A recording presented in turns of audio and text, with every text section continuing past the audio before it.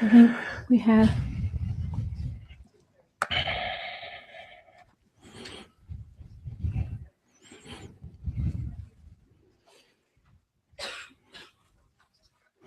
So we're going to do this in lieu of other prayers. So try to visualize in front of you the aspect of the Buddha's wisdom, Manjushri. Do we have a tanka of Manjushri here? Or a statue? Oh, we need one. We should get a statue of Manjushri, or tanka. Visualize Manjushri in front. He's very youthful looking, seated, in the Vajra asana, cross-legged position with his right hand is holding a wisdom sword that cuts through, as it says in the prayer, cuts through the darkness of ignorance. And he holds at his heart the stem of an Utpala flower that blooms next to his left ear, upon which is the Prajna Paramita Sutra, the wisdom, the perfection of wisdom, the wisdom gone beyond, that symbolizes that he knows all of these things, as this prayer actually says. So visualize Manjushri in front, about one body length in front of you, maybe the height of your hand outstretched like this from your thumb to your small finger, about one body length in front, radiant light, all the signs of a Buddha, the 32 major marks, the 80 minor signs. The same, the Dalai Lama's wisdom, Lama Sopa's wisdom, Geshe-la's wisdom, the wisdom of all your teachers, the wisdom of emptiness manifested in that way. Homage to my Guru and protector Manjushri, you whose intelligence shines forth as a sun, unclouded by delusions or traces of ignorance, who hold to your heart a scriptural text symbolic of seeing all things as they are, who teaches in 60 ways with the loving compassion of a mother for her only son, to all creatures caught in the prison of samsara, confused in the darkness of their ignorance, overwhelmed by their suffering. You whose dragon thunder-like proclamation of Dharma arouses us from the stupor of our delusions and frees us from the iron chains of our karma, who wields the sword of wisdom, hewing down suffering wherever its sprouts appear, clearing away the darkness of all ignorance. You whose princely body is adorned with 112 marks of a Buddha, who has completed the stages, achieving the highest perfections of a bodhisattva, who has been pure from the beginning. To you, O Manjushri, I bow down. Om Arapajanadi, Om Arapajanadi, Om Arapajanadi, Om Paranajanadi, Om Paranajanadi, Om Arapajanadi, Om Arapajanadi, Om.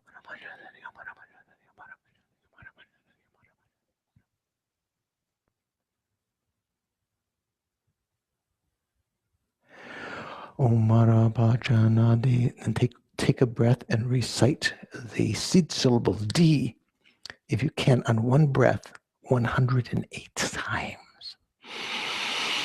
Om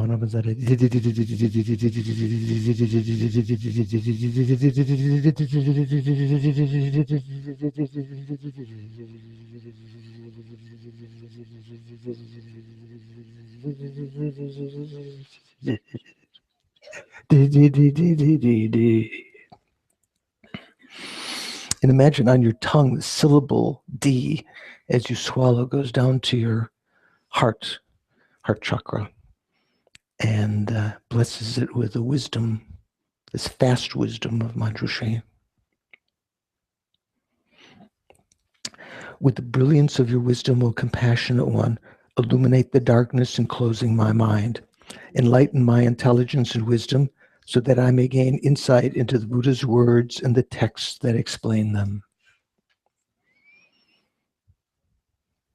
Okay, thank you. So, how is everyone? Okay? Hey, Mr. Brown, Dr. Brown. So, Donna, do you remember where we ended last time? Does anyone have an annotated copy of their notes where they put where we got? No? So we talked to, did we talk about the, oh, okay. So we talked about the 5 between mind and mental factors, the 5 similarities. We talk about that? Did we skip over that? You know, when I mentioned that there are 2 main definitions of mind. One is particularly for those who are meditators. I mean, especially adept for someone who's looking at it from an experiential point of view, which is that the mind, the primary mind, is that which knows the mere perceptual field, and the mental factors are those aspects of the mind within it that know individual differentiating features, like feeling or discrimination or wisdom and so forth and so on. Another definition that holds up better in philosophical discussion and in debate is the one that says the primary mind is that mind which bears 5 similarities with its attendant mental factors. Do you remember that? You must have read that in the text, right? And the mental factors are those that bear 5 similarities with their primary mind, right? So did we talk about what those 5 similarities are? I think we might have just touched on that, and then we skipped over a little. Do you know what the 5 similarities are? No? Does anyone know what the 5 similarities are? Miss Wendy in the back knows. But you're looking at your book, right? Yes. Okay, no, I meant from memory, like Manjushri, who knows all things as they are. So it's good to memorize these things. You might think, oh, I can't, there's so many things to memorize. But when you start to memorize some things, you'll find that it's very useful for your meditation and for understanding. So here, if my text has the same enumeration as yours, on page 11 near the bottom, it says, the explanation from the Treasury of Knowledge. That's the Abhidharma Kosha. That's written by Vasubandhu, who was the brother of Asanga. And here it says the 5 similarities are similar support, similar object of observation, similar aspect, similar time, or you can also say duration, both work, and similar substance. And so I think maybe we did go there just briefly. It says similar support means an eye consciousness, for instance, or let's use a different one. Let's use the tongue consciousness. Tongue primary consciousness has within its retinue at least the 5 omnipresent mental factors, right? And that main mind, main tongue consciousness and its mental factors, they share the same basis or support, the tongue faculty, or as we were saying, the organ, the tongue organ. Remember, tongue organ is not this piece of meat. Oh, although generally that's what's called the tongue, right? The tongue organ means a subtle matter within that, probably near the surface, that acts as an interface between the tongue consciousness and its object. So, yeah, if this is the tongue, okay, here's the tongue organ somewhere within the tongue. And when some objects of taste, sweet, sour, bitter, astringent, hot, salty, come in contact with that, and a consciousness is also present that can give rise to the tongue consciousness. So that is the support of both the primary consciousness and its mental factors. They have the same or similar support. Here you could also translate, instead of saying similar, you could say same, but then you'd say they bear 5 samenesses, or similarities works also. Similar object of observation means that the well, let's say if you talk about the eye consciousness, the primary eye consciousness and its mental factors might both be looking at a book. I had here, that's right. I remember saying this last time because I remember the blue book. Do you remember that? They might, if the eye consciousness and its mental factors would not be apprehending different objects, like the primary consciousness might be apprehending this, and the mental factors, feeling and so forth, apprehending something else. Not like that. They have the same object of observation, and they both have the same aspect. That is, they would both be understanding the same thing about the book, say the blueness of the book. And say feeling would be experiencing a feeling with regard to the blueness or whatever. They have a similar time. They exist, they're generated, they abide, and they disintegrate at the same time, the primary mind and the mental factors.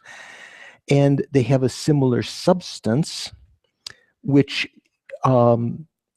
in terms of understanding what this means is that generally we say there is just one substance of any primary consciousness. That is to say, you don't have 2 eye consciousnesses that could be functioning at the same time. You don't have 2 nose consciousnesses or tactile consciousness. You don't have 2 mental consciousnesses, one of which might be thinking of something and one of which might be thinking of something else. You have just one substance. And likewise, each primary consciousness has just one substance of feeling, one substance of discrimination, and so forth, of the various mental factors that are in its retinue. Okay, does that make sense? Okay, so I think we did touch on that last time, and yeah, I guess I had jumped then to talking about the mental factors. So that's right. I remember asking if someone remembered these divisions, the 5 omnipresent mental factors, 5 object ascertaining, and so forth. And someone did pretty well last time. And of these, we had talked a little bit about feeling, right? Feeling is a distinct mental factor within any of the primary consciousnesses, which is the actual experience of the ripening of our past karma in the form of pleasant, unpleasant, or neutral feeling. I remember I was trying to tell you some joke that Geshe Zopa always says when he tries to say he's passed away recently, when he would say neutral, he would try to get neutral out. And he would say, not noodle, not Chinese noodle, neutral.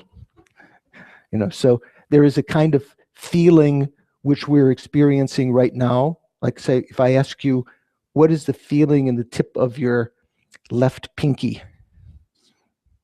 It's not pleasant, not unpleasant. Maybe it is for you, I don't know. It might be just a neutral feeling if you were paid attention to it. We're familiar with neutral feeling. So feeling is not something that observes a pleasant, pleasant or unpleasant. It is the very experience of those things, right? Any questions about feeling? I think we sort of talked a little bit about that last time. You could say there are 3 kinds of feelings: pleasant, suffering, and neutral. Also, you can talk about physical feelings and mental feelings. Here it says bodily feelings, lusor, yeah, body feelings. So when it says body feelings, that includes the feelings within the retinue of the 5 sense consciousnesses. So eye sense consciousness, the feeling within that is called a bodily feeling, even though you might think bodily feeling you might think that it would only refer to tactile, sense of touch, because it uses the word body. But body as opposed to mental consciousness. So the body feelings or bodily feelings are called pleasant, suffering, and neutral. And usually mental pleasant feelings are called what? Joy or bliss. You have a blissful mind. You have a pleasant feeling within the senses and a blissful feeling within the mind. Mental suffering, mental neutral feelings. I think that's pretty easy. So then if someone asks, what's the reason for calling the feeling that arises in the retinue of an eye consciousness? I'm reading in the bottom of 17. What's the reason for calling that a bodily feeling, even though the eye and the body are not the same? So there's a quotation, very famous quotation from the 400 stanzas, a text by Aryadeva. I bet you have in your library. Do you have a library here? Maybe? Does anyone have that book? The translation of that book? Don, yeah? What's your name? Tony, Don, do you have? So if you need to borrow, you ask them. It's text by Aryadeva. It's translated. Geshe Sonam Rinchen gave teachings on all of the verses. It's a text by Aryadeva, who is a disciple of Nagarjuna and is considered to be one of the authentic sources for the Madhyamaka philosophy, especially one particular thing for understanding changeable suffering. Do you know what changeable suffering is? Changeable suffering? No. Yeah. Suffering of, well, it depends on how you understand suffering of change. If you say suffering of change, or it just depends on how you understand the words, it almost sounds like it's suffering that comes about because of things changing. What do you think, Wendy? Miss Wendy?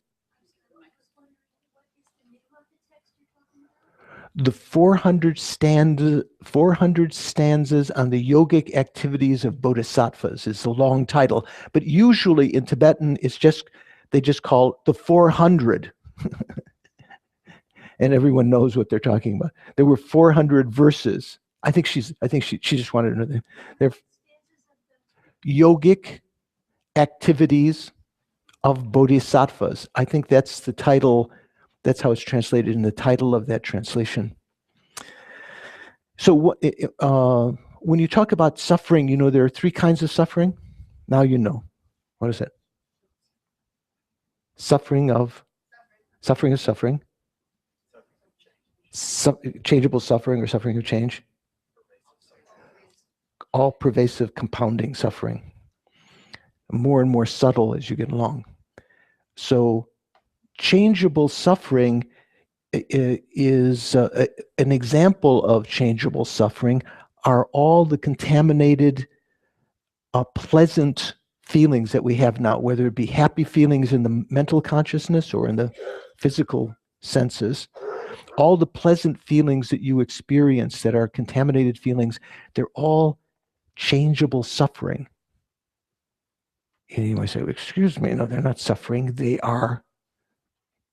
It's good, the pleasure, But from it's not that you have to wait for them to change, that they'll eventually change into suffering. In the 400 stanzas in an earlier, I think the 2nd chapter, there's a large explanation that's sort of the source for understanding this very well about changeable suffering. From the very moment of experiencing them, they are dukkha. You know that word? Suffering. Or some people like to say unsatisfactoriness. From the very moment you have some suffering of heat, and then you come out in the cool breeze or the air-conditioned room. The suffering of heat goes down, the suffering of cool goes up. I explained this before, you've heard in other contexts.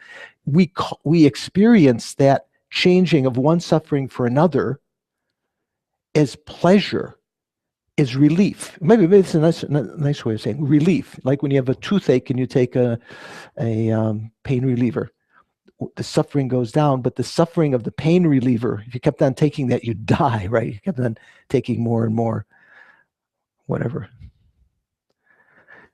So in that same text, there are many quotations from the 400 stanzas by Aryadeva. This one says, just as the body sense power, the faculty of the body, pervades the body, likewise ignorance abides in all. So it's not completely relevant to this situation. I think the author wanted to get this in somehow, this quotation. So the body sense power pervades the whole body. Even your, if you stick a needle in your eye or in your tongue faculty, you will also feel pain, physical pain, right? Not just feeling in the eye consciousness. If you stick a needle in the eye, or if you get dust or a little insect in your eye, it hurts, right? I think we talked about this also, that the feeling, the body sense faculty may not pervade to the brain itself, because people who do brain operations, the person doesn't necessarily feel any pain when the brain is cut. It doesn't, I was going to say, doesn't pervade the hair. I don't have any hair. If you pull a hair, of course, you pull on the roots, then you're talking about inside. Likewise, just as the body sense power or faculty pervades the entire body, all of the organs, likewise ignorance of true existence pervades all of our mental activities. So that will come in more detail later. Okay. Yes, Mr. Brown. Yeah. Yep. I'd like to change. Hello. Hello. It's on. We heard you. Okay. Yeah. Anyway, changeable suffering. It's. I mean, I get that. There's an increase. For example, if you go out from a hot place into a cold place, I get that there's this increase in the suffering of coldness, that eventually coolness, which eventually becomes a problem as the suffering of being in the heat begins to diminish. And on that process, we have a pleasant feeling, particularly if we've been too hot. On that whole, as that thing is happening, there's a pleasant feeling. That's we label, our mind labels that as pleasant. That's what we experience. We label that as pleasant. So it's real and it's pleasant. It's real at what degree? You mean truly existent real? No, not that. No, but it's real for the person who's experiencing. It's not. I can't say if I'm having a pleasant feeling from eating a good meal to you name it, that for me, in the moment I'm experiencing it, in spite of the fact that it's this, I'm labeling it pleasant and it's making my mind happy. Right. I know it won't last. Right. But it's real. Yeah. Now, yeah. So it's almost like this is it's almost like you're saying it's not really pleasant. But it is. No, it is. No, I didn't say that. Didn't say it's not really pleasant. I said it's changeable suffering. So from the very moment that we're experiencing it, it is of the nature of suffering. It's not suffering, but it's the nature of suffering. You could say it's suffering because it's changeable suffering, but our mind labels changeable suffering as pleasant. Changeable pleasant. It's just relief, really. Exchanging one contaminated suffering for another. And when the larger suffering is still going down, when it's still in that position, that's relief, right? But then when the one that's ascending gets a little bit higher, let's sit in the nice warm sun again, we think then the situation changes. So that it is, you have to say that it's what we call pleasure. In fact, is enumerated here as pleasant feeling, but pleasant contaminated feelings, which are most of the feelings, all of the feelings that we experience, contaminated by because they're ego based on grasping. ignorance. Yeah. Grasping to an ego, and having been thrown by, karma, what created that karma, the contaminated feeling, was contaminated actions that were contaminated, like the body sense pervades the body, ignorance pervades all of our activities. So all of our activities, even virtuous ones, are contaminated virtue. They're contaminated by the belief in a creator, an action, a recipient of the action, or an object acted upon, and so forth, that are truly existent or inherently existent.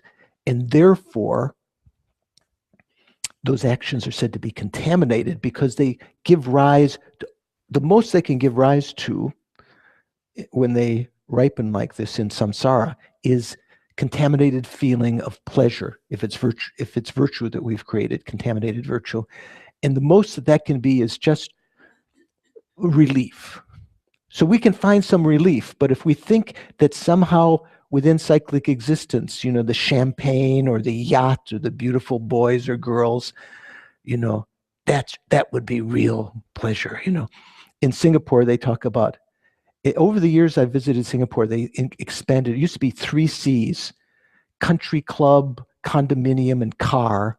And then later it was credit card, or other things, cell phone. They had 4 C's, 5 C's, real pleasure, condominium, your bank account, and all of this sort of stuff. We know most of the people who are attracted to the spiritual path, especially Buddhism, have a little inkling of that these things are not really satisfying. They're, you get a certain amount of relief for a certain while, but it doesn't last. It's one sense of the changeable. Even the relief doesn't last. But Aryadeva's particular emphasis in the 400 stanzas in that, I think, the 2nd chapter, which the Dalai Lama points out is sort of like a source for that understanding of changeable suffering. Even from the very moment of experiencing it, it's not real pleasure. Well, you wanted to say it is real pleasure. It's not true pleasure. It's just relief. It's exchanging one suffering with another. If you start to think about that, that's something that the human mind can understand. Generally, animals, dogs, cats can't understand that. They can understand suffering of suffering, but they don't understand that changeable suffering is something that could be shunned. That pleasant feelings are something that you could develop a renunciation for, right? Ordinary beings like ourselves don't understand the 3rd kind of suffering so clearly. We can understand through logic. We can understand changeable suffering, that just the bliss of sexual embrace or the bliss of taste of food is something that we could give up because it doesn't last. It's not real happiness. It's not going to bring. It's not something that is a path.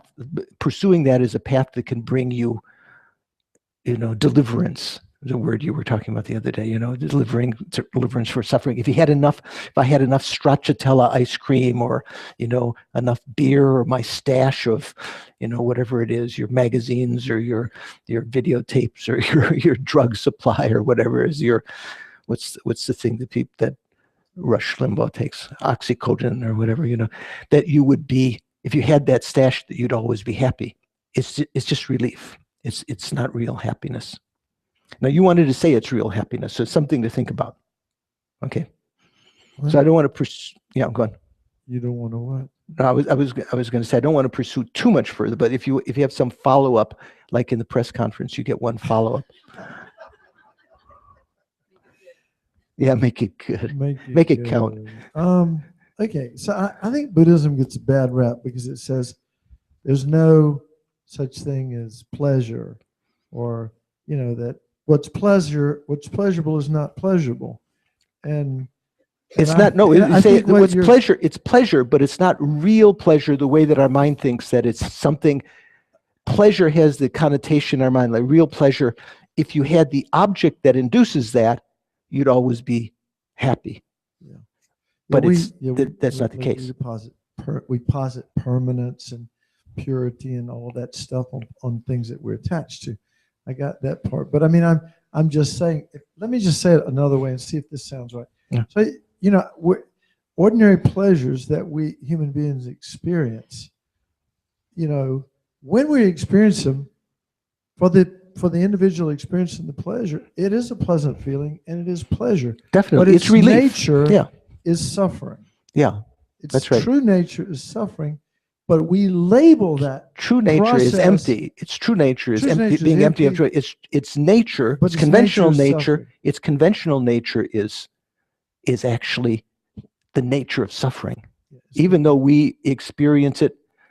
It's like say you see a drug addict, and they're in the blues or whatever you call it. They need some fix, and then they get this dirty needle. Someone gives them a dirty hypo with some heroin or something in it, and you're thinking, "Oh, don't take that. That's not real happiness.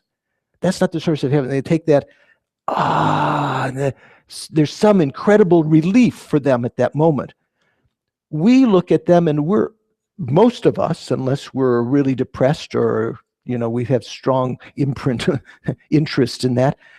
Most of us look at them and say, that's not real. What you're experiencing is not real pleasure. It's not sustainable.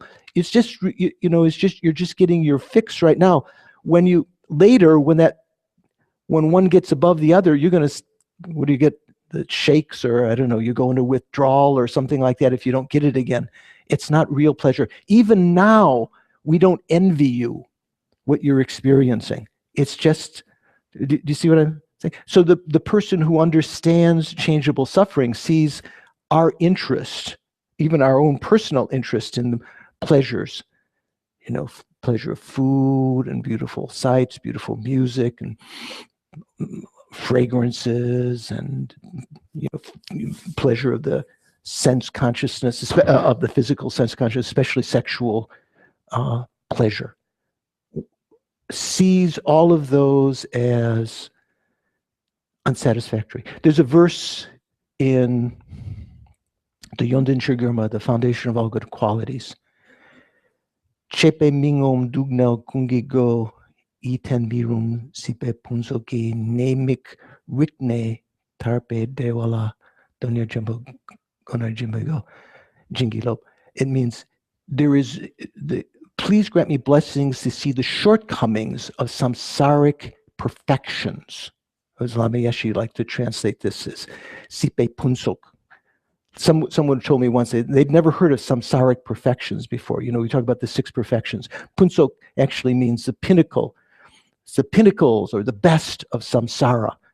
Beautiful forms and shapes and smells and tastes and embrace and praise and wealth and power. Oh man! Please grant me blessings to see the shortcomings of samsaric perfections. One, and all of the shortcomings summarized into 3.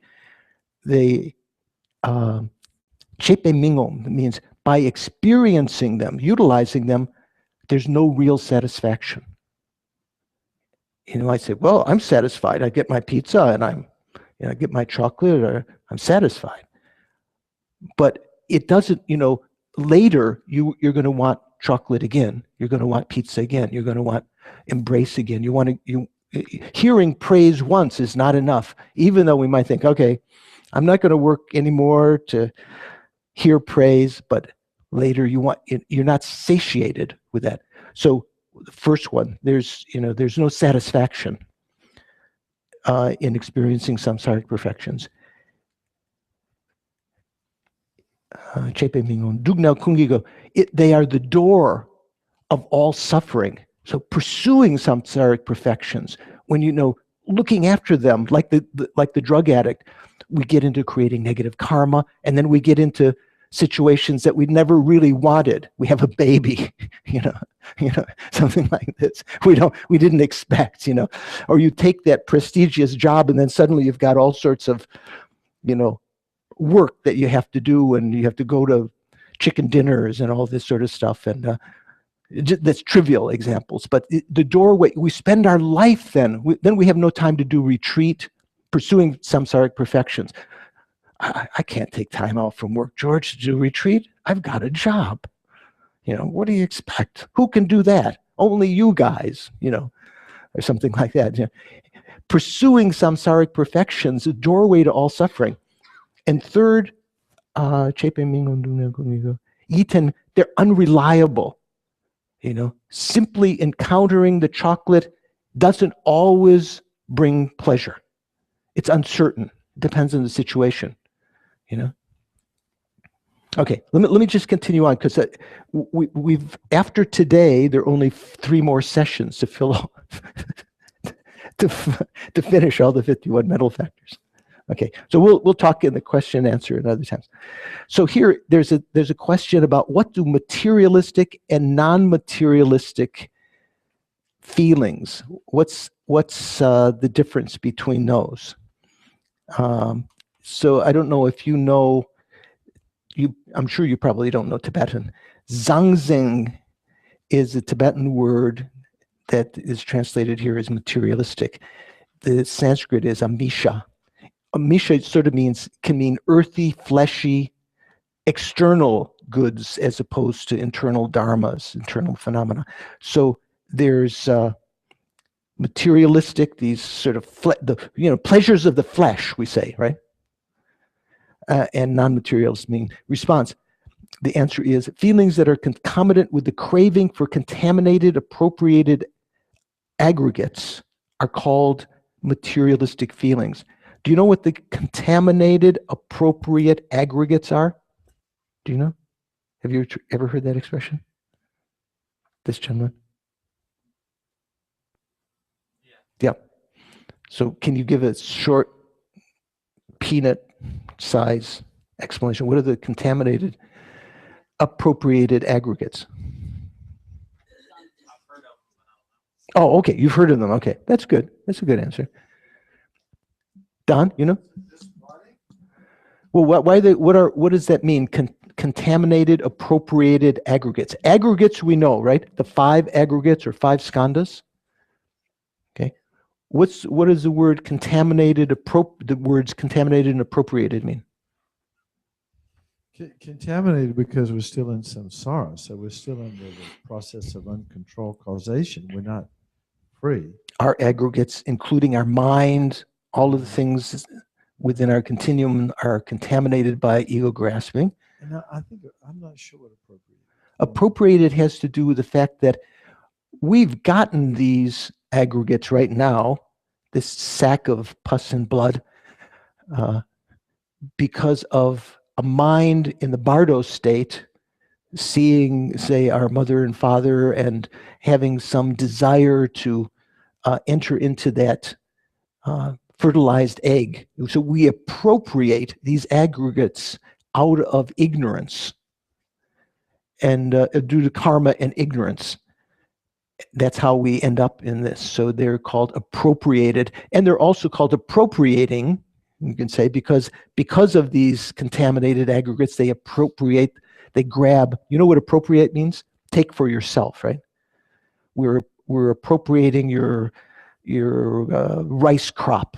The Chinese troops might say we're taking them over for ourselves. We're taking over. So they're called appropriating. Also, the same word could be thought that way because these aggregates appropriate the next life because of this contaminations within our mind. Okay. Let's see. Let's go on. So Yeah. So in terms of materialistic and non-materialistic, so all the feelings that are, like it says, concomitant with the cravings for contaminated appropriate aggregates, those are considered materialistic. Right. Fleshy feelings, whatever. Yeah. Okay. Feelings that are not concomitant with the feelings that are concomitant or bear similarities with the exalted wisdom directly realizing selflessness are called non-fleshy or non-materialistic. So probably we don't have any of those, because if you have a wisdom directly realizing selflessness, you wouldn't be here listening to me. Or maybe you would. Maybe you're a great bodhisattva out of compassion. You're here. So concomitant, is that concomitant? Is that sort of British pronunciation? Don't we say concomitant? Concomitant means coming together with. So yeah, so the way that we have translated it earlier, or in other contexts, is we say that bear similarities with. The craving that bears similarities with the appropriated aggregates are called materialistic feelings. Feelings that bear similarities with the exalted wisdom directly realizing selflessness. So in your mental consciousness, if you're realizing emptiness directly, you have a wisdom within that consciousness, a mental factor, that's realizing emptiness directly. Within that, another mental factor within that main mind that's realizing emptiness is feeling, because it's an omnipresent mental factor. And that feeling would be called a non-materialistic or non-fleshy feeling, because it's bearing similarities with that wisdom directly realizing emptiness. So, okay. So let's talk about the next one, discrimination. This is very important. Discrimination, Tibetan dushe. Regarding the entity or the definition of discrimination, Abhidharma Kosha says, what's the defining characteristics of discrimination? In answer to that, it says, it has the characteristic of knowing upon aggregation.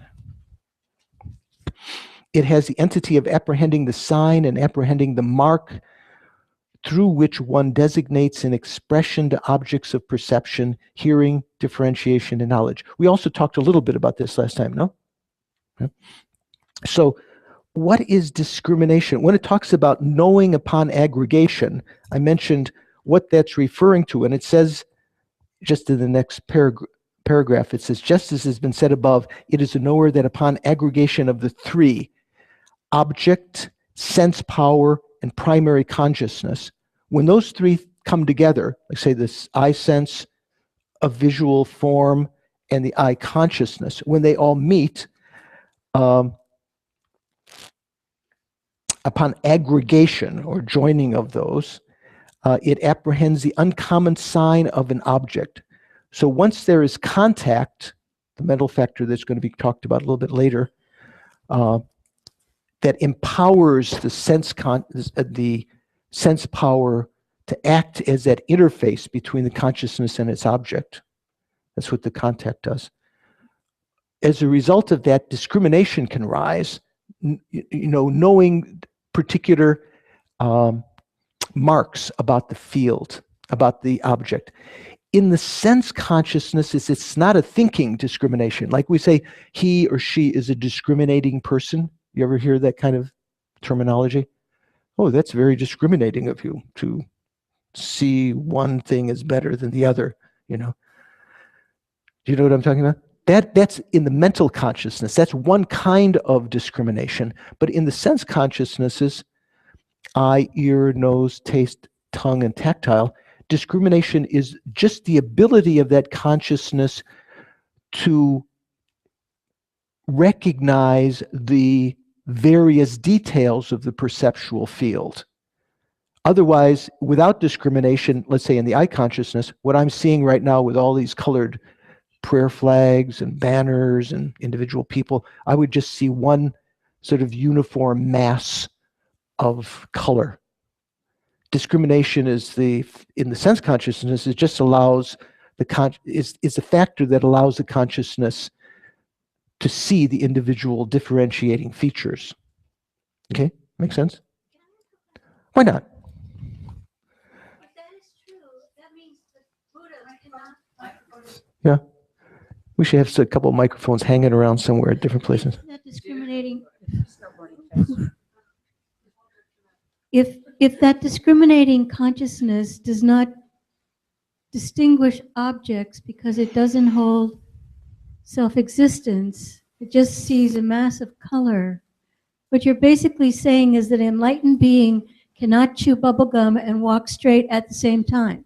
No, I don't see the connection that at all. be No, true? no, I'm saying discrimination is always present in a regular consciousness. Certainly in the Buddhist consciousness also. It's an omnipresent mental factor that means always present within any primary consciousness. So any primary consciousness does see the differentiating features or hears the differentiating features of the sounds and smells and tastes and so forth. So the Buddha can walk and chew gum at the same time. Thank you. Otherwise, it's a big, finding, criticizing the Buddha, not recognizing all his qualities. The Buddha can walk and chew gum at the same time, and a lot of other things too. Okay. The bases of engagement for these two types of discrimination, because we just talked right before that at the top of page 20, it says the apprehension of a sign in it is an apprehension of an uncommon sign of an object which appears to a non-conceptual consciousness. The apprehension of a mark is the apprehension of an uncommon sign of an object which appears to conceptual thought. So do you remember what the difference is between conceptual and non-conceptual consciousness? Eye consciousness is conceptual or non-conceptual? Non-conceptual. It doesn't conceive, it doesn't think, wow, that's beautiful. That's done by the mental consciousness. Conceptual consciousness, our mental consciousness is totally conceptual, as opposed to the senses, which are non-conceptual. You're thinking right, yeah? Okay, so there's no non-conceptual experience consciousness within the mental consciousness. You couldn't realize emptiness. Well, you can realize emptiness conceptually, But you couldn't realize emptiness directly. non-conceptually or directly, yeah. So mental consciousness does know some things non-conceptually, but in our ordinary experience as human beings, the instances of that non-conceptual realization of our mental consciousness are very rare.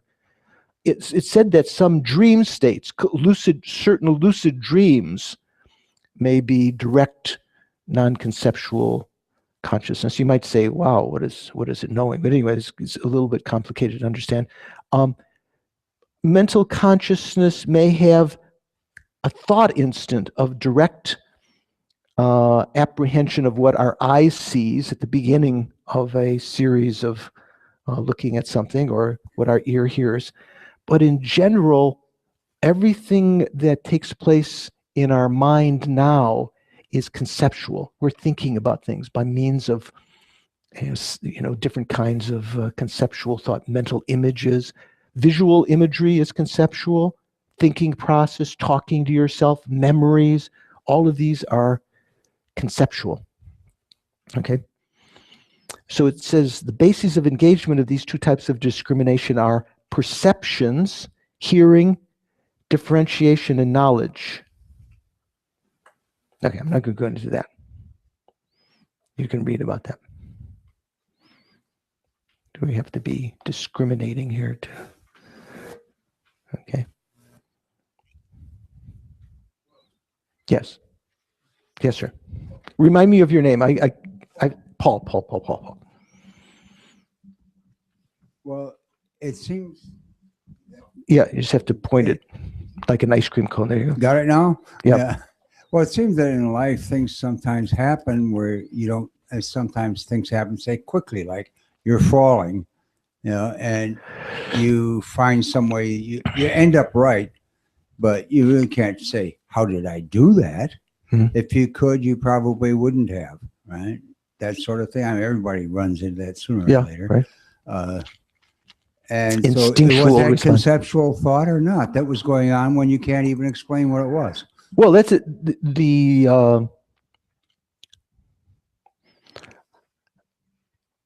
I think, you would say, for instance, if you started experiencing a fall and you reach out to grab something, you are experiencing with your sense consciousness, like an accelerometer in your phone or something like that. Why would my sense consciousness care? It's not a matter of caring there. First of all, it experiences that, right? And if you were completely inebriated, you might just completely fall over.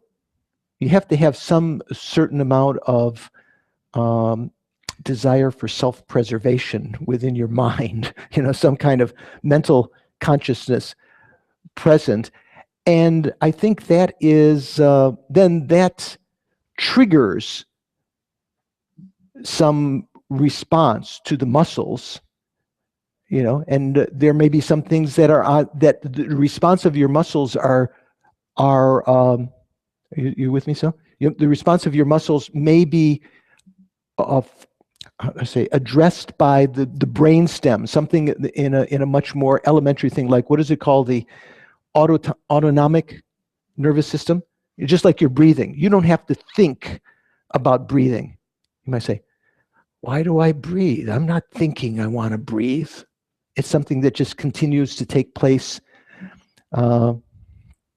It's not conceptual, but it's done by the sense consciousnesses themselves. I think some firing, some information given to the solar plexus to rise and fall and so forth.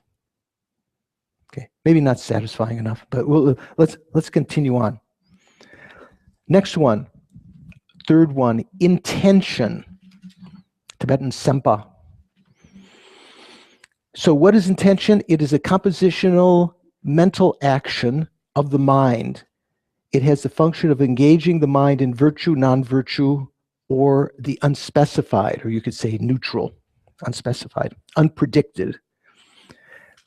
So this is very important. This is one of the most important mental factors because it's the mental factor that moves the mind, whether it be the sense consciousnesses moving to the general perceptual field or the mental consciousness moving. It could be likened to a hand with, let's say, if I had a cloth, if this was a nice wooden tabletop, and I had a cloth underneath my hand, the movement of the hand would be like intention. What's underneath the cloth, whether it be polish or grit, if I move with the cloth, if I move grit, it's almost like sandpaper then, right? What would I do to the surface of the table? I'll leave some scratches on it. If I had polish underneath, it's like I'm likening that to like a virtuous mental factor present in the mind. I would kind of polish the surface. So intention itself is a movement of the mind. It creates karma, but it itself, the intention, is not virtuous or non-virtuous. The intention creates virtuous, non-virtuous, or unpredicted karma, which means neutral karma, depending on what other mental factors are in the mind. Whether they're virtuous or non-virtuous or neutral mental feelings in the mind, mental factors in the mind. Yes, Wendy.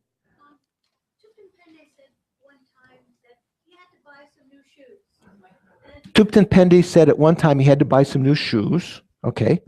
Thupten Pendy said at one time he had to buy some new shoes when he was in England. Yeah.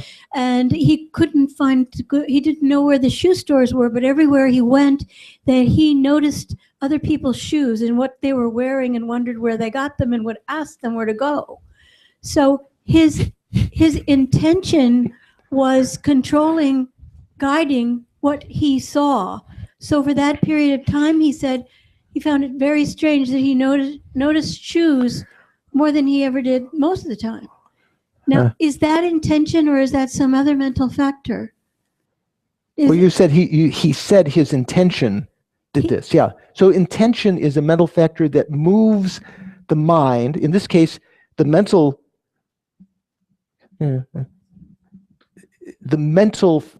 thinking about this. So I want to find shoes. Then you would be paying attention. The mental consciousness would be paying attention to the eye consciousness, and the eye consciousness itself would,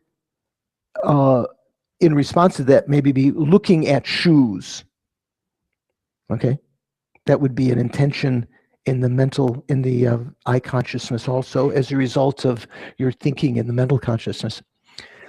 So what I want to say about this is that that intention itself is not virtuous or non-virtuous. It becomes it creates, by its movement of the mind, it's like pulling pulling this cloth that has underneath it either grit or polish or some other example like that. By its movement of something which is already in the mind, it thereby creates virtue. If you have a virtuous mental factor in the mind, and the mind is, you're applying yourself to some activity, you're thinking about that, you are creating virtuous karma as a result of that intention. That mental factor that moves the mind is intention. Okay, to the general perceptual field.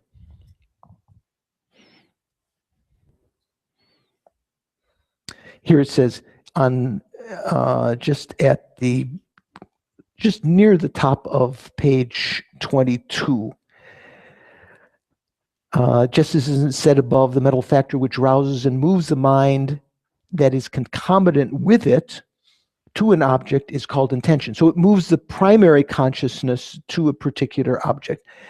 This is said to be the principle among all mental factors, the main one. Why is that? It is taught that any mind or mental factor engages an object due to the power of this mental factor.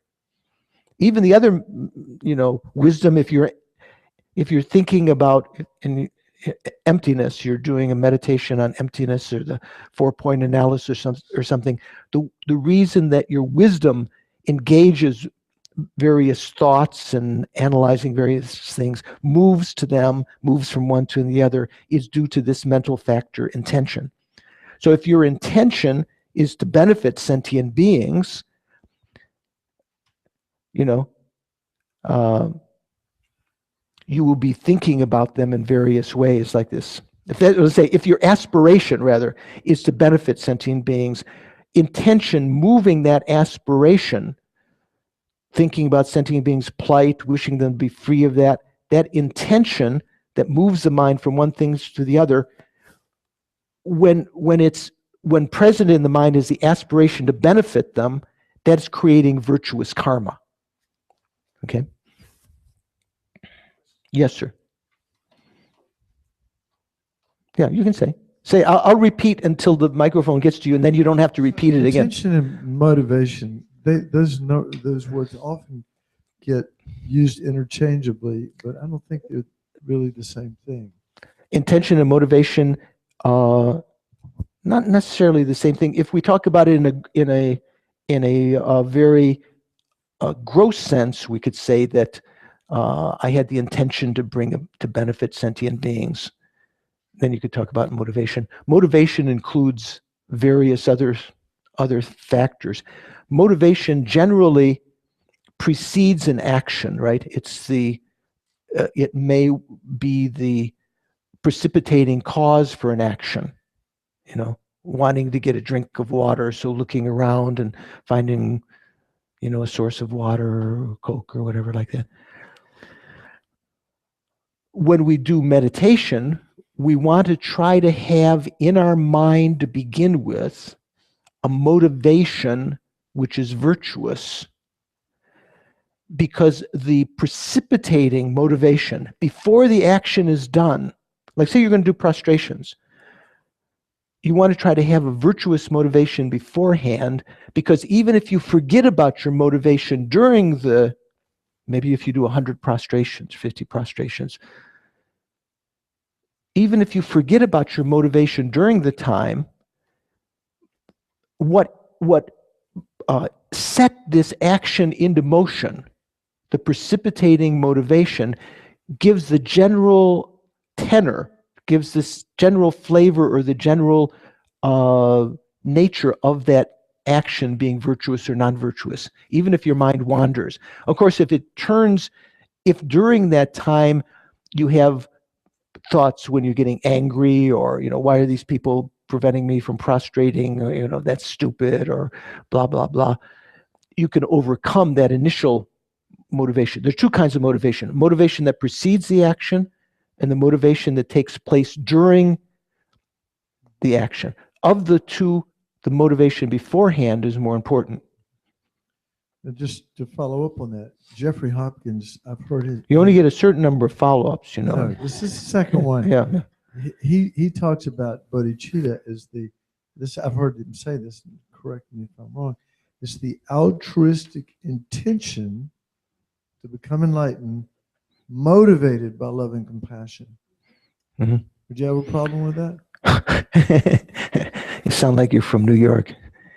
You got a problem with that?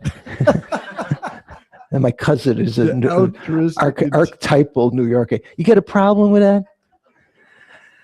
was not my So altruistic. intention. So here, the word intention is being used in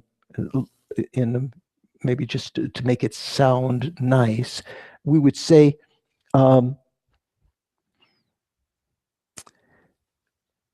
You're talking about bodhicitta, right? Conventional mind of bodhicitta is a special Mahayana primary mind.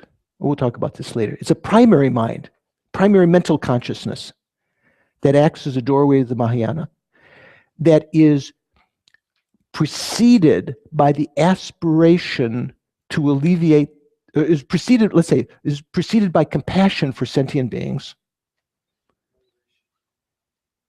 It's an aspiration to alleviate the suffering of sentient beings. So it's one aspiration, that's it. And is concomitant with, is simultaneous with the aspiration to attain enlightenment. So there's two aspirations. We're going to talk about aspiration and hopefully in a couple of minutes, maybe not. Aspiration is one of the object ascertaining mental factors. Aspiration is like the same thing, wishing. So it's the wish, you could say it's the intention, but it's actually this, bodhicitta is a primary mind that has that aspiration to achieve enlightenment, and it has been preceded, maybe the previous moment or a long time before, motivated by the aspiration to bring about the end of suffering of sentient beings. If you say compassion, but it's an aspiration, the two aspirations. Bodhicitta itself is not a mental factor. It does have mental factors within its retinue. And the primary mental factor in bodhicitta at the time bodhicitta is present is the aspiration to achieve enlightenment. You might say, but wait, that sounds greedy. It should be the aspiration to alleviate the suffering of sentient beings. That aspiration has to precede any moment of bodhicitta. It's always motivated by the aspiration to alleviate the suffering of sentient beings, and is always concomitant, is simultaneous with an aspiration in its retinue to achieve, I must achieve enlightenment, because it knows, suffering of sentient beings is unbearable. I must alleviate that. How can I do that? The best and only way that I could do that for all sentient beings is I must achieve enlightenment. I must become a Buddha. So that's the motivating aspiration. So when it says the intention, it's just, perhaps you don't remember it correctly, or maybe if he did say that, it's just another way of saying aspiration in this case. Okay. So no.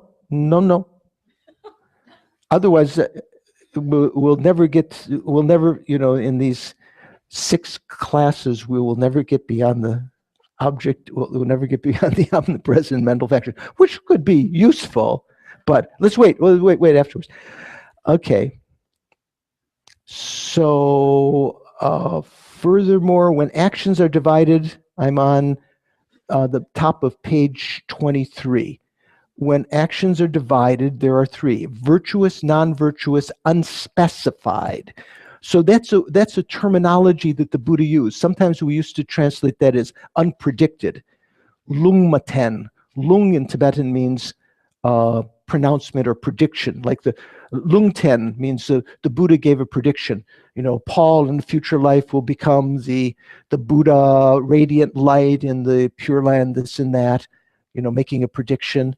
Or that action that you just did will bring about your achievement of enlightenment, or this or that. Those are predictions that the Buddha made, right? So there's certain kinds of actions that the Buddha would say, this will bring about happiness in the future. Those are called virtuous actions. Those actions that the Buddha said, these things are to be avoided, they will bring about suffering. Other actions the Buddha didn't specify as bringing about happiness or suffering are called unpredicted or unspecified. Essentially, they're neutral actions. Buddha did talk about neutral actions, but he didn't point them out. He usually was pointing out things that were virtuous or non-virtuous, right? So that's kind of the origin of that phrase. Why don't they just say neutral? Unspecified or unpredicted just comes about because of the history of Buddhism. There's also another way of dividing up the pizza pie of actions. And the word action what is it in Sanskrit? Do you know the Sanskrit word for action? Karma, right? So you can divide up the pizza pie of karma another way: meritorious, non-meritorious, and immovable. So does that cut up the whole pizza pie? Maybe not. But that's another way of dividing merit. There'll be some slice left off of neutral karma. Meritorious actions are those that will bring about pleasure in the future, in the desire realm. Non-meritorious, or in any of the realms, pleasure. Non-meritorious actions are actions that bring about suffering. So you could say they're non-virtuous. Immovable actions. What are immovable actions? Does anyone know? You must have heard before. They don't do anything. No, what the sense of movability here is that they can only ripen in a particular way. Like, say, for instance, if you achieve the preparation to the first concentration. Remember we were talking about before, or maybe it was in the Vajracharaka talks. Besides this desire realm that we experience, there are mental states that you can achieve through concentration. When you develop fully qualified tranquil abiding, or shine, you've heard that term? Shine or shamatha? Actual fully qualified concentration. When you have that mind, that's called a preparation for the first concentration. By learning within that concentrated mind to analyze, it's called vipassana. It's kind of wisdom consciousness. You analyze the defects of the desire realm and the qualities of the first concentration, which is a realm you can be born into, but it's also a mental state that you can access. By analyzing in that way and developing vipassana, you can actually achieve the first dhyana. Did we talk about that in this class? Or that was in the Vajracharaka seminar? Some of you may have been in both. Yeah. You can access a mental state of the first dhyana. In Pali, the word dhyana is pronounced jhana. You ever hear of jhanas? The trances or something like that.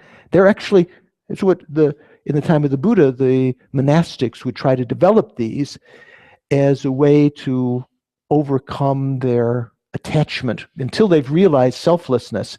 This is a temporary panacea to have the In Pali, you'd say the jhanas, but in Sanskrit, the word is dhyana. So immovable karma is, let's say, if you, in this lifetime, if you developed tranquil abiding and you pursued that to prepare to enter into the first dhyana, the first form realm concentration, you would create a particular kind of karma that could only give rebirth in some lifetime after this as a form realm god in the Brahma realm. It's also called the Brahma realm. Have you ever heard of that? The Brahma realm? You know, like the god Brahma that came to Buddha along with Indra to request the Buddha to turn the wheel of Dharma. Indra is the king of the desire realm gods on the top of Mount Meru. Indra. Brahma is the being who is the supreme being in the fourth concentration, the form realm concentration. Is in the form realm. Still has a form, but much more subtle mind and everything. So immovable karma are actions that can only give their maturation in a particular realm. Okay? Is that a bad thing? Well, I don't know. I'm not sure if that's a bad thing or a good thing. That's it's just if the arhats, say the Shravakas, the Pratyeka Buddhas, and some of the Bodhisattvas actually generate these concentrations and thereby create immovable karma to be born in the form realm or even in the formless realm. When we talked about the 4 kinds of Arya beings, again, it wasn't in this class, we talked about it in the Vajracchedika Sutra class, the seminar. Remember what the 4 Aryas were? Were you there? Okay. They're brain dead tonight. So there was something called, you know what an Arya is, right?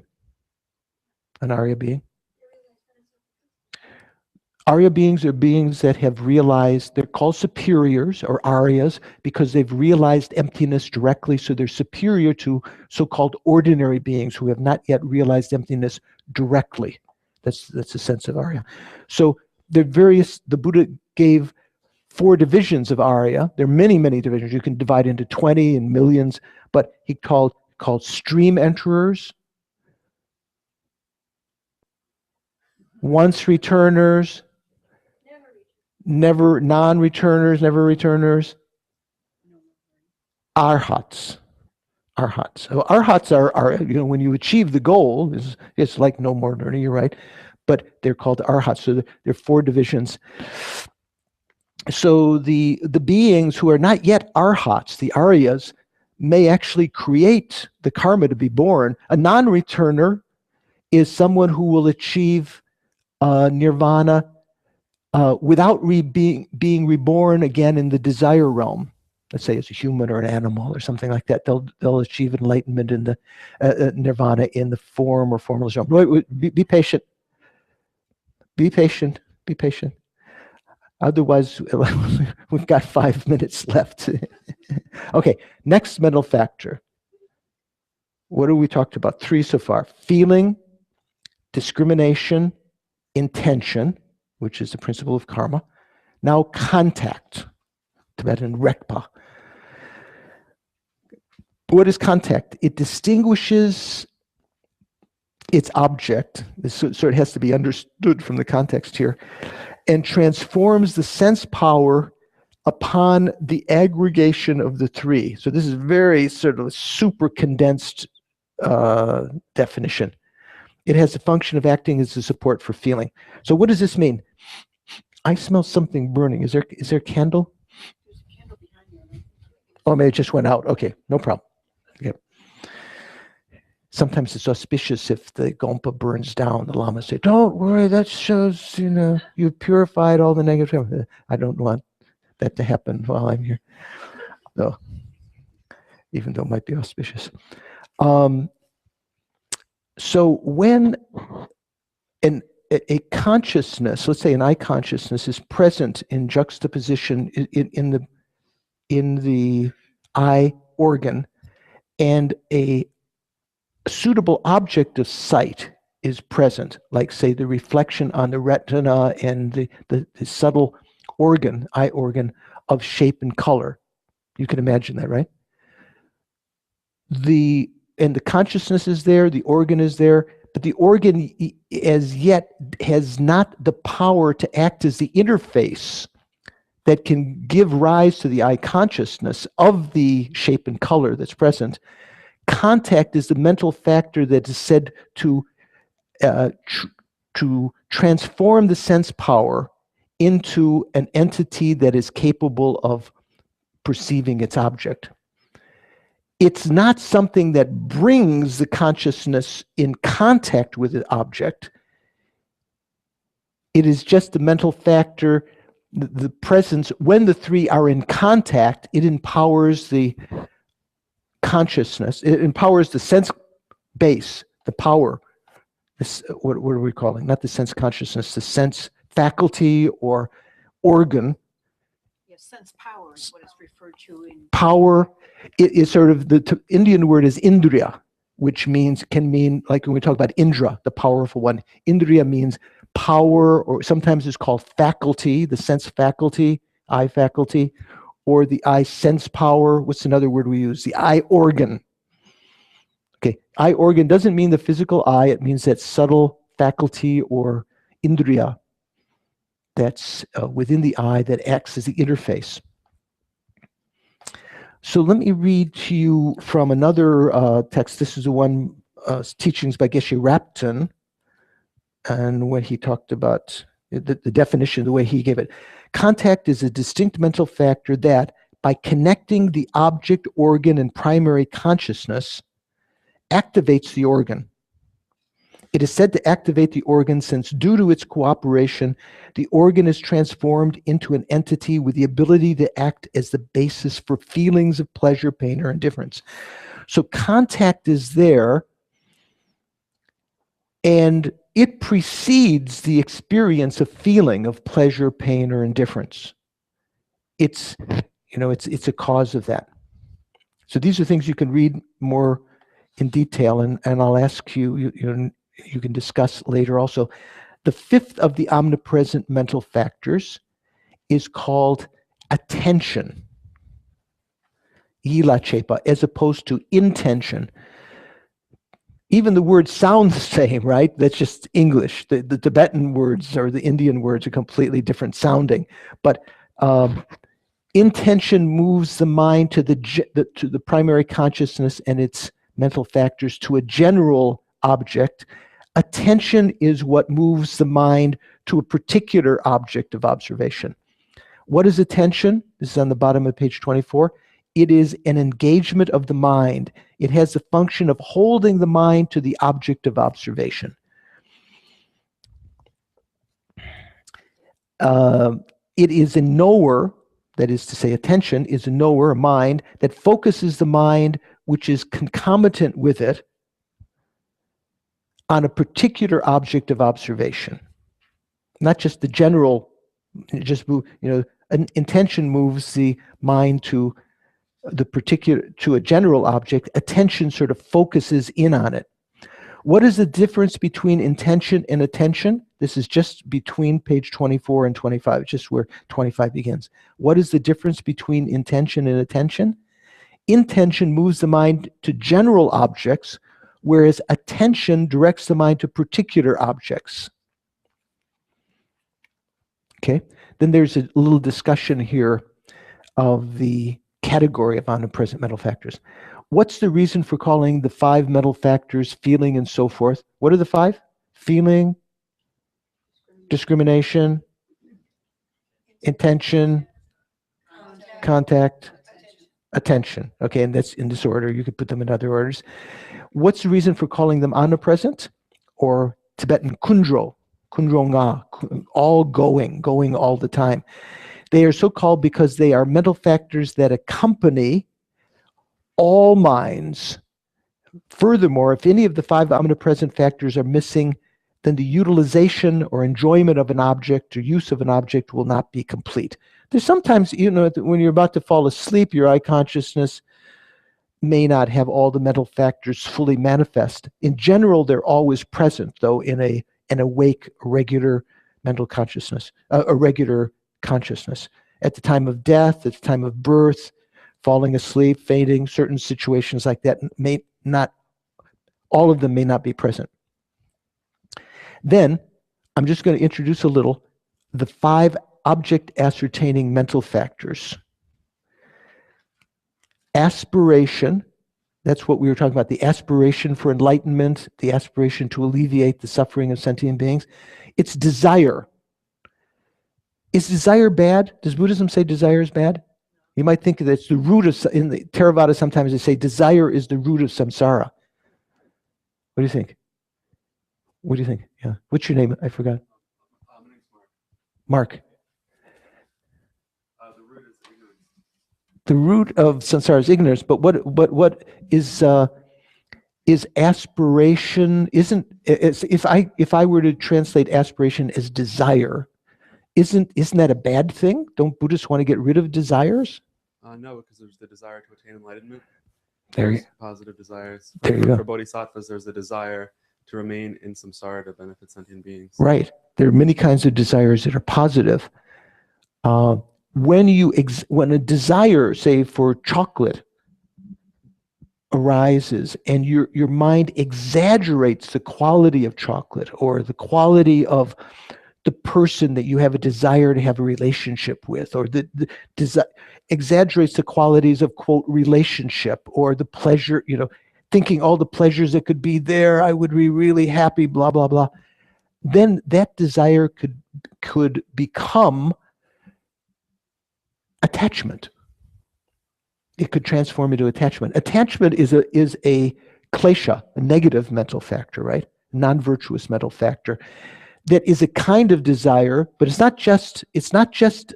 it is a separate mental factor completely than aspiration. But it might have started out from an aspiration for something, and then the mind thinking about the wrong way. If I had that, boy, look at that beautiful shape, the beautiful, soft skin, his hair, or in the case of a man, rough skin. I don't know. What are women like?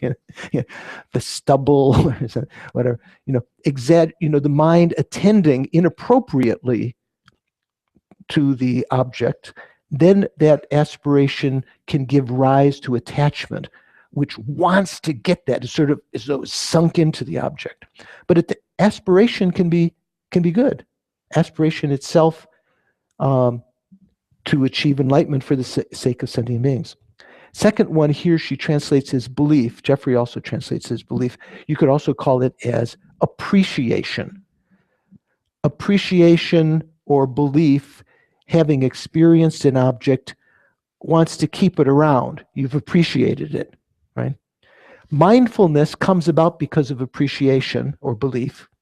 Mindfulness is a mental factor that keeps you from forgetting the object. It even is present, can be present in the eye consciousness. It's not like the eye thinks, I want to keep that in mind. It's just because of mindfulness that you're able to focus on something without being distracted onto something else. Then as a result of mindfulness, you can develop samadhi. Do you know the word samadhi? Indian word? No, it's not like nirvana. Who said? Yeah, it means single pointed concentration. In Tibetan, yeah, you think of something else. So in Tibetan, it's called Tingné Zen, single pointed concentration. An example of single pointed concentration, fully qualified single pointed concentration, would be Shine or Shamatha. But there's other kinds of samadhis, even holding an object with the eye consciousness for a certain number of moments in succession, that is samadhi. It doesn't mean, if someone says, I have samadhi. I've meditated for a long time. You say, I have samadhi too. There's no big deal. Samadhi is present in whenever you know an object and you keep on it for some moments of time. But fully qualified samadhi is tranquil abiding. And then the fifth object ascertaining mental factor is wisdom, sharab or prajna, like we talk about the prajna paramita. None of these are virtuous or non-virtuous by their own nature. Even wisdom can be used to do negative things, right? Make bombs and so forth. So I just want to, before I finish, even though I'm like 5 minutes over, I wanted to answer Shankar's question that he sent in an email. not Shankar, Shankar. You know, Shankar's in India, and mommy passed away. He's there for her cremation and, you know, all of that sort of family stuff. But he listened to our last class, the MP3. That should give you some energy, Don Brown, catch up, you know. Shankar in India listened to the MP3s of the classes. And he had a question when I talked about, last time I said, we were talking about compositional factors. The compositional factors aggregate, you know the 5 aggregates? What are they? Form, feeling, discrimination, compositional factors, consciousness, which means primary consciousness, not mental factors. Consciousness means these 3, feeling, discrimination, are the two of the 5 omnipresent mental factors. And then I said the rest of the 49 mental factors are in this 4th aggregate, compositional factors. And he took that to mean, unless I misspoke at the time, he took that to mean that's all that was there. And he said, isn't karma, aren't there some other things like karma in the 4th compositional factor? So I wanted to address that for a second. First of all, is karma, what is karma? Action. What did we learn right now? Karma is intention. Intention is the thing, the mental factor intention is what creates karma. Is intention in here? Yeah, intention is in compositional factors. So the karma that we create, any particular instance could be said to be a compositional factor, but there are other kinds of karma. The physical actions themselves, according to the Prajnankika, the highest philosophical school, karma is of 2 types. Intention, the mental factor intention that moves the mind, and whether there are other factors, virtuous or non-virtuous in the mind, it creates the karma. That movement of the mind is one kind, but even the physical action of stabbing or, you know, giving medicine or giving alms or whatever could be virtuous or non-virtuous. Physical actions themselves, from the Prajnankika and even the Vaibhashika, the lowest philosophical school, can be virtuous or non-virtuous. So those actions wouldn't be in the compositional factors aggregate, would they? Where would they be?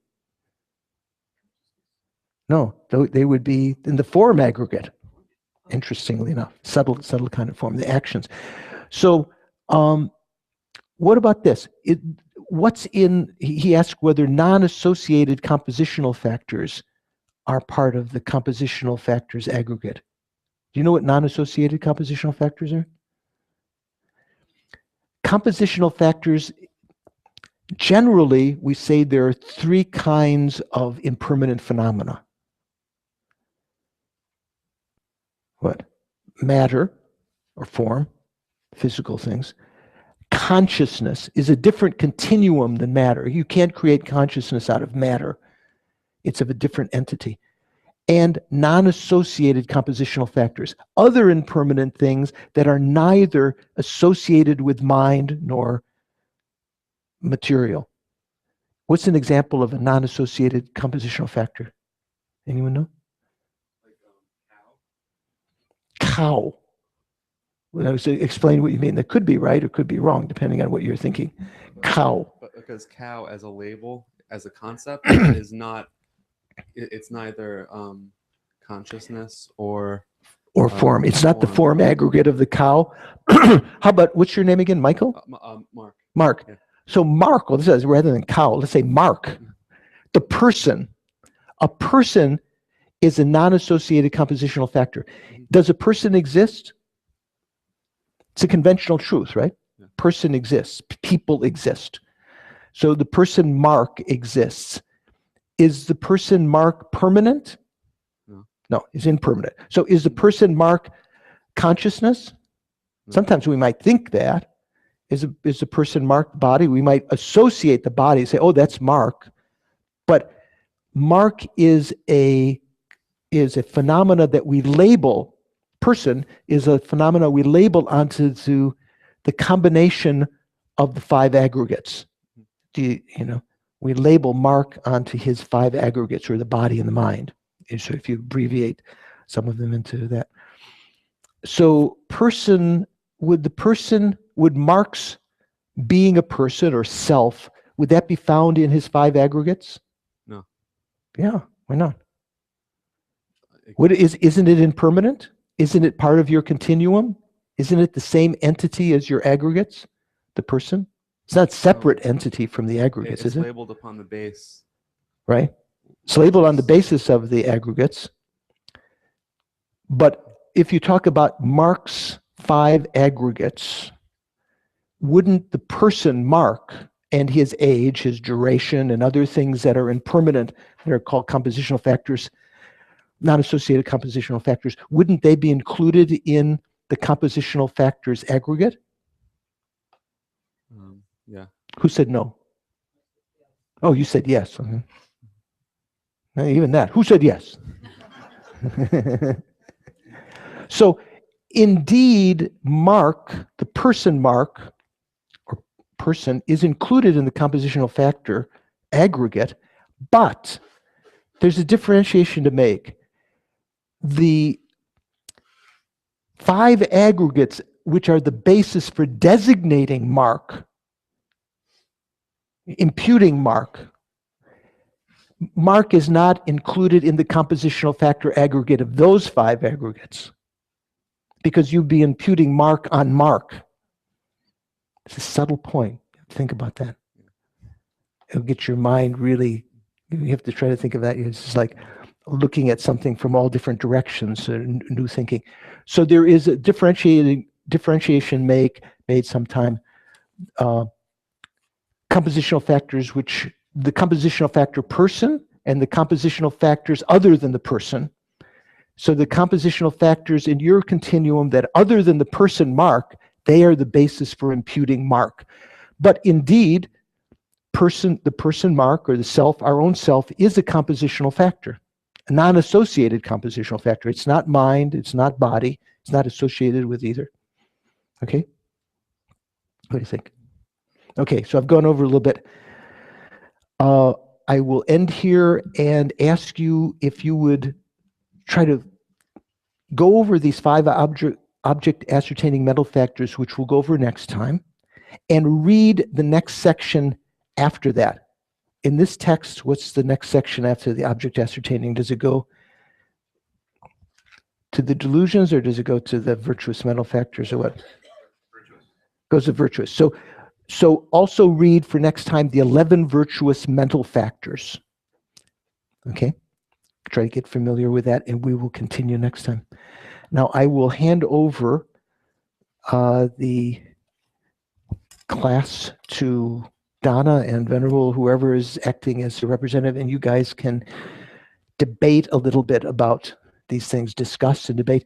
Do you have any questions from your debate last time that you didn't get a suitable answer for?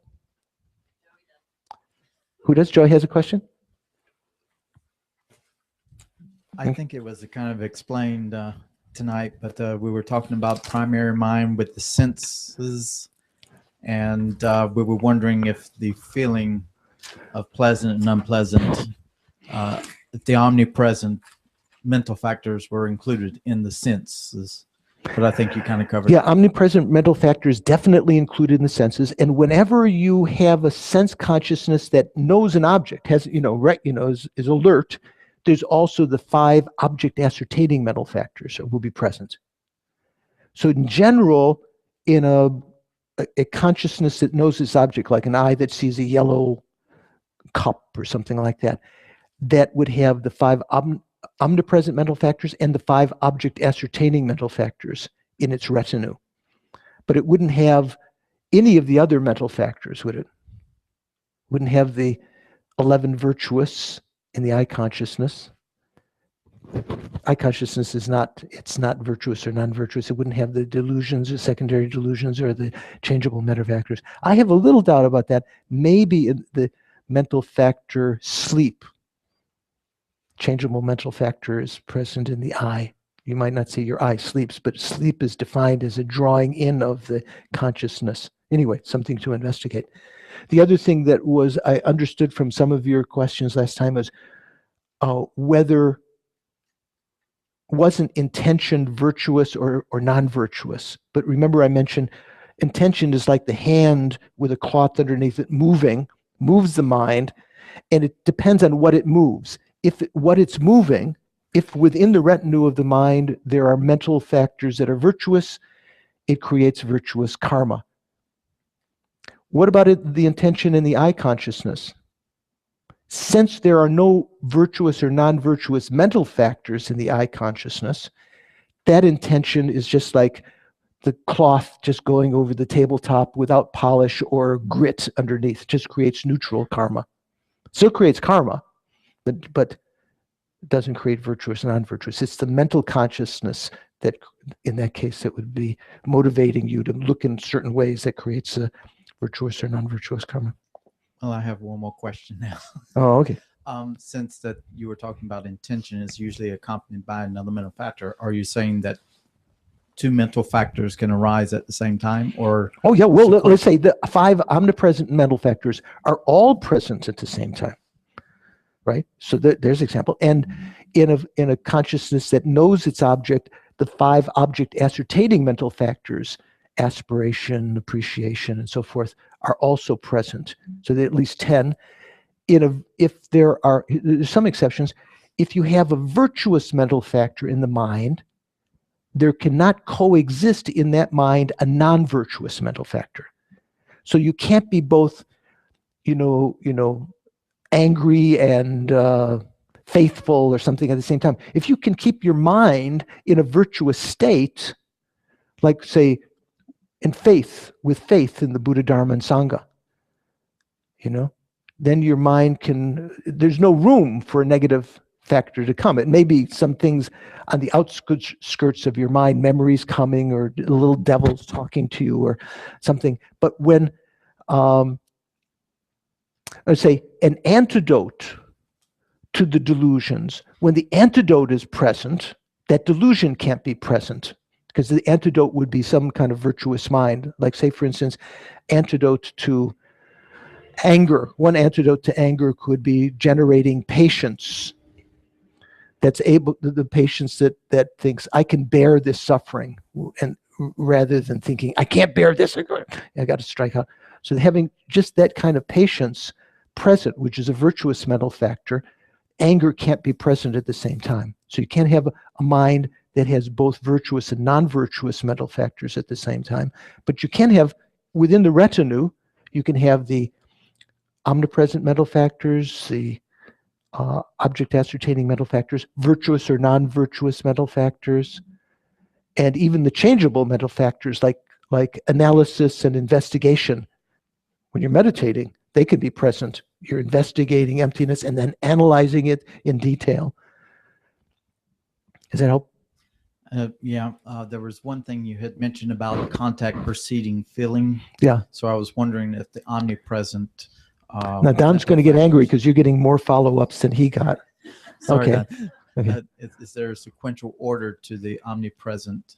Well, they're all going to be present, but when you talk about any one instant of mind, one instant of feeling would have been preceded by a previous moment of contact.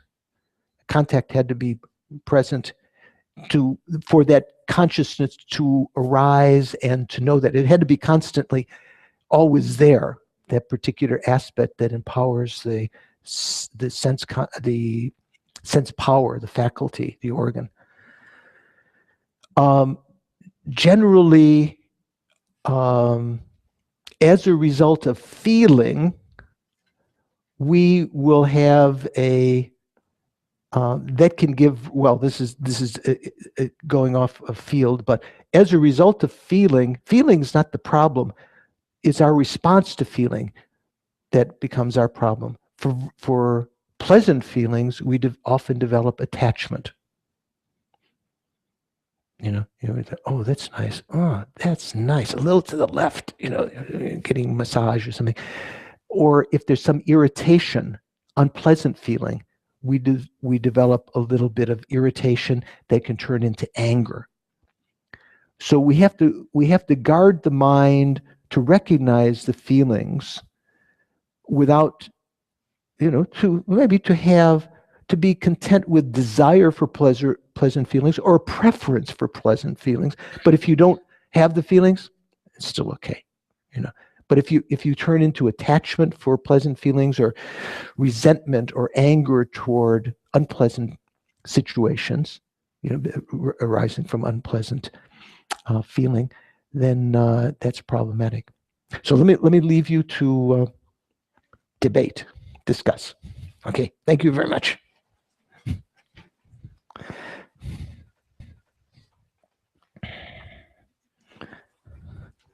Oops, I'm going to walk off with a microphone. You'll be hearing me in the car for some time with the range. Say, Kim, how you doing? Did you like the class?